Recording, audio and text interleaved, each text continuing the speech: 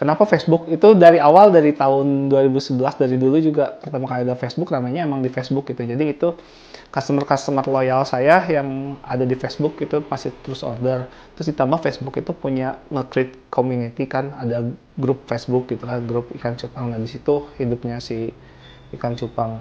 Terus yang kedua, kenapa TikTok ya? Karena mengikuti zaman ya. Sekarang kan platform TikTok lagi naik banget gitu. Jadi bagus banget.